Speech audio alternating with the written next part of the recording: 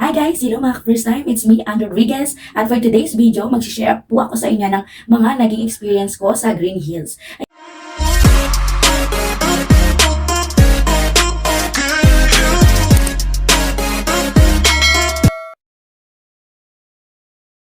Yan sa mga gustong bumili dyan sa Green Hills ng iPhone. So, tips ko po sa inyo, pupunta po kayo doon at dapat ay alam nyo na yung store na pupuntahan nyo. Unang-una yan kasi maraming store po doon na kailangan doon na alam nyo na agad yung alam niyo na agad po yung pupuntahan yung store or nakapag-canvas na po kayo kung magkano yung bibilihin nyo. So marami po doon guys, meron ding brand new at meron din po doon na free own. Ibig sabihin ay yon mga second hand. So first tip ko nga po sa inyo, ayan, pupunta dapat po kayo doon. Alam niyo na yung store kung saan kayo bibili. Kung nakapag-canvas na kayo, dapat hindi lang guys na isang store lang. Dapat meron mga isa, dalawa o tatlong choices kayo. Kasi anak ko, maraming mga store doon na maraming pagpipilian. So ayan, dapat pipili kayo kung saan legit bumili ng iPhone. So meron naman guys, may kita doon sa TikTok. Ayan. Maraming guys, tingnan natin nila yung maraming followers.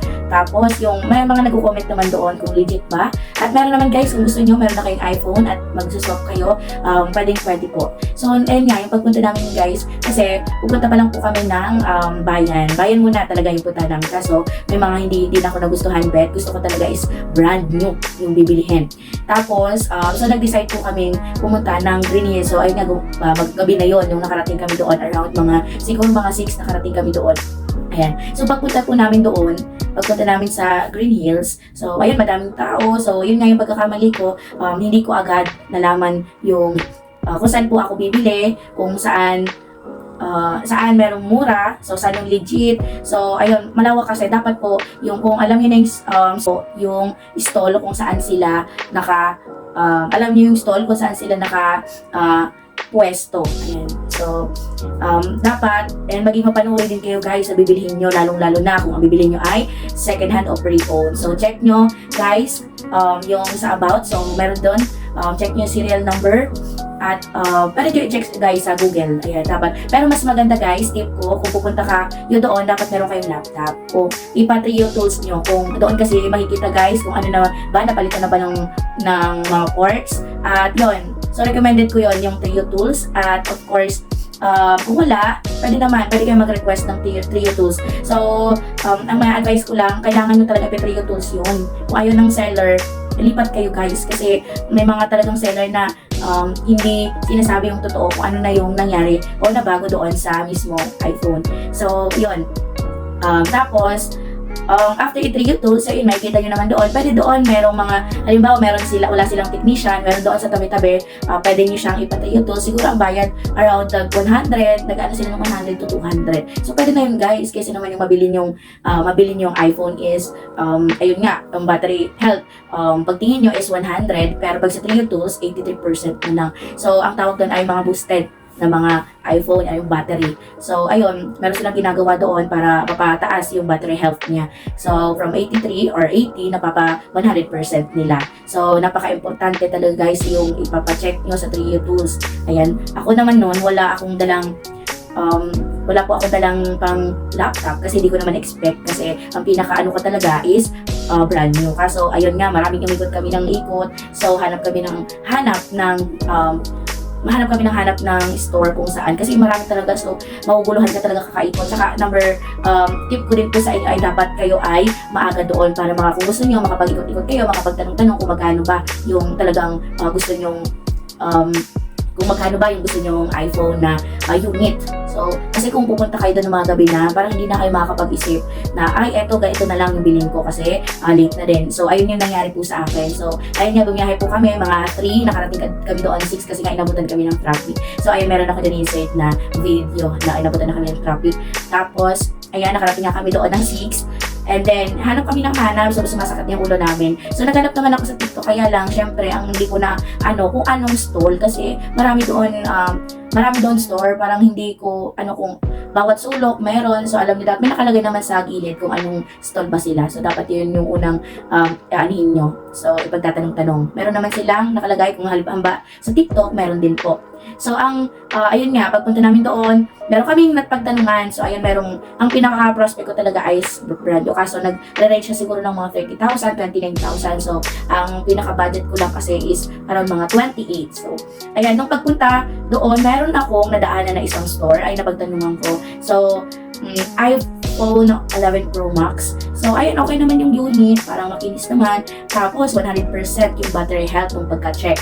Tapos, ayun, tapos mapapansin nyo guys, yung seller, ayan, kung titingin nyo sa mata, parang hindi sila confident na ibenta yun sa kanila. Siguro alam na nila na merong issue yung ano. Pero, kasi noon, ang ano ko lang is makabili ako at makauwi na. So, ayun nga yung nangyari sa akin. So, ayoko nang ganun, ayoko nagmamadali kasi hindi po kayo makakapag-isip. So, ayun na, nakabili na ako. So, worth 38 plus ata. Yun, meron naman mga freebies. So, meron AirPods. So, wag kayong masisilaw guys sa mga freebies. So, mas maganda pa rin na ang mabili nyo ay brand new kasi talagang alam nyo na wala pang ka-issue yung iPhone at as is talaga na bago pa. So, mas maganda. Pero sa mga low budget naman, pwede naman kayo bumili ng pre-owned. Pero talagang dapat masusi yung titingnan yung item na bibili nyo na iPhone.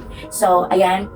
Nabili namin, nakauwi na kami, siguro nakauwi na kami mga 11. So, kinabukasan, pag-check ko, naisip ko siyang i-check sa Trio Tools kasi dina-download naman lang yun po sa laptop. Free naman po yun. So, pagka-check ko, bigla ako na-disappoint kasi nakalagay doon is, ano siya, so yung kulay niya is space gray. Pero doon, ang nakakalagay is midnight green. Ayan. So, possible na napalitan na yung pinaka-ano niya. And nakita ko din sa, pag titingnan nyo guys, yung battery health, kung okay ba. Tapos may nakalagay naman po doon. So, maglalagay ko dito ng picture, kung meron pa yung picture na ano ko dati.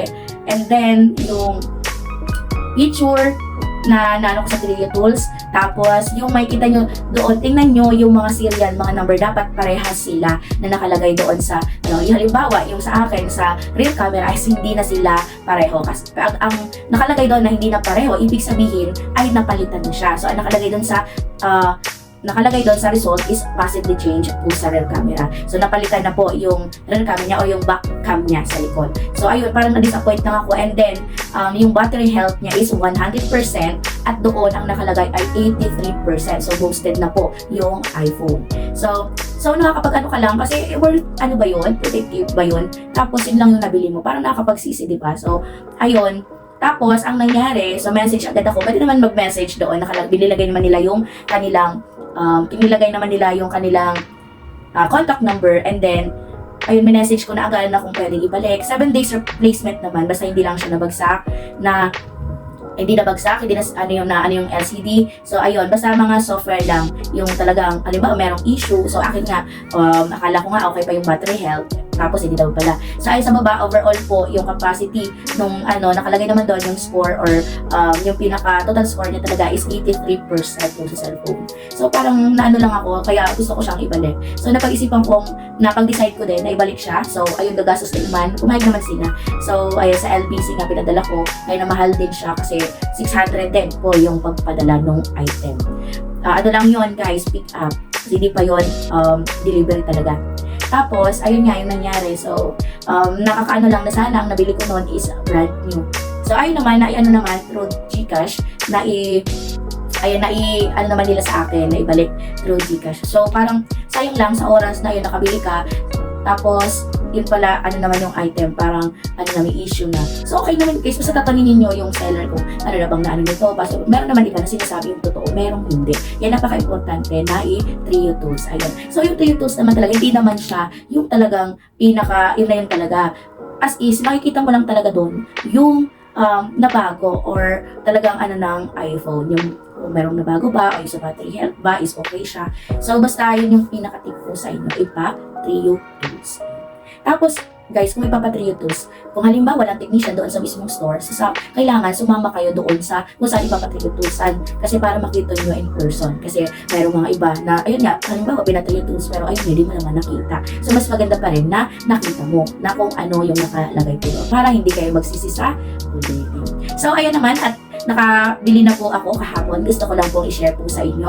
Ayan, brand new iPhone 11. So, ito po yung aking first na iPhone. So, Itong pinambili ko po dito ay galing po doon sa kita ko sa isa kong extra income. So, meron po akong panibagong video po yun para ma-share ko din po sa inyo. So, kung gustong makakuha ng extra income, makapag-ipon, so ayan.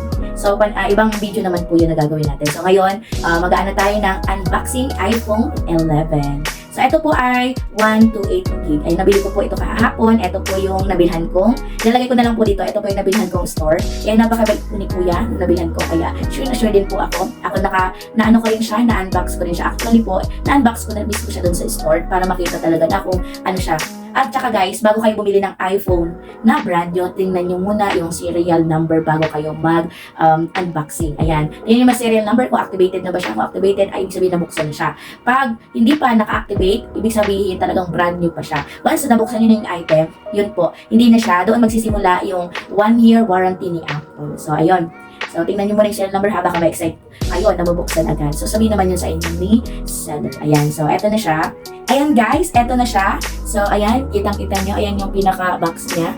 Ayan, eto guys, yung sinasabi ko na bago nyo i-unbox, is tingnan nyo dito sa serial number. Ayan, meron naman siya doon. iPhone sa Google. Search na siya, serial number. Check iPhone serial number. Ayan. And then, may kita nyo siya. Tapos, ayan, pag binuksan na natin siya, hindi ko siya talaga na kasi nabuksan ko na siya. I-share ko lang sa inyo kung anong laman. Ayan. So, pagkabukas nyo siya guys, ayan siya. Phone talaga yung una nyong, ayan, makabalaglag. Phone talaga yung una nyong mabubuksan dyan. Ayan. Ito na siya. Actually, ganito na siya kasi napalagyan ko na siya ng, meron naman na libreng tempered glass. Kaso, hindi ko na siya pinakabit. Ang pinakabit ko is yung ceramic. Ayan, kasi subok ko na yung ceramic. Hindi siya yung nice, dito, nice scratch. Ayan. So, ayan na siya. Ito yung titigan nyo siya guys. Ayan. Sa mga gustong bumili din ng brand new iPhone 11, ayan yung tsura niya. So, ganyan siya kalaki guys. Ayan. Size niya po yung iPhone XR. So, ayan. At merong dual camera. Ayan, may makikita lang. At ito pala guys, na iPhone 11. So, compare sa, yun nga yung pinag-isipan ko yung XR at itong iPhone 11. Kaso sa XR is wala na pong brand yun ng iPhone XR. So, ano na siya, phase out na yung mga, or wala nang brand new. So, ang may brand new lang ngayon is itong iPhone 11. 128 gig, tsaka yung mga 13 Pro, iPhone 13 at iPhone 14 at iPhone 15. So, ayan na yung mga may brand new ngayon. So, sa iPhone 12, di ko sure, pero parang nung pagpunta namin sa Green Hills ay wala na rin. So, yun yung mga nabanggit ko lang yung mga merong iPhone.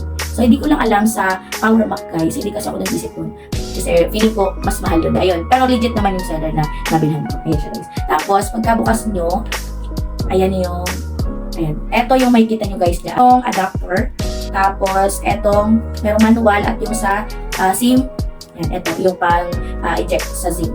Tapos, so, eto meron din siya kasamang USB-C 20 watts power adapter. Ayan. Ayan guys. Tapos, yung freebies niya guys, ayan, pag sa mga brand new, meron silang freebies na, ayan, AirPods. At meron silang tempered, pero ayun nga, tempered at case. So, ayun na guys, yung pinaka at ilalagay ko na siya dito. Ayan. Kasi eto guys, binili ko siya. Mas maganda na bilhan nyo siya ng case na, kasi ay yung cellphone ko na Samsung A12, ganito yung case na binili ko. Ay naku guys, ang tagal ng, kahit mabagsak siya ng hindi siya nag-crack or something na merong wala. Kaya mas maganda kung bibili kayo. Nabili ko ata itong case na to sa mga lang guys, tawaran nilang siya. Actually mga 350, mga ganun. Tinawaran ko siya ng mga 300. So, ayan. Tapos itong sa tempered naman, huwag kayong bibili sa mga mall kasi mahal na. Ayun, may mga patong-patong na siya. So, sa mga legit naman yung sa mga, diba, yung sa mga Muslim, pwede kayong bumili noon. Binili ko po ito guys para mag-upgrade naman sa ating pagpa-vlog. So, ang gamit ko po ngayon is Samsung A12. So, tingnan nyo yung camera niya. So, sa mga susunod ko pong vlog or mga video, ayan, ito na yung gagamitin ko para mas maganda siya, mas clear, para makita nyo ako ng mas maayos. So, kaya ito po ang binili ko. Guys, yung aking pinaka share ko sa inyo. Hope na meron kayong natutunan sa akin sa pagbili sa mga gustong bumili ng iPhone, pre-owned man yan o hindi. So yung mga tips ko lang yung kanina at yung sa brand nyo din po. So mas maganda kung pagpiliin ako kung pre-owned siya or brand new, mas pumili na kayo guys ng brand new kung meron naman kayong extra. Pero pag wala talaga, ayan, pwede naman pre-owned muna. So next, pag may extra na lang kayo bumili ng brand new. At eto pala guys, ayan, share ko lang sa inyo.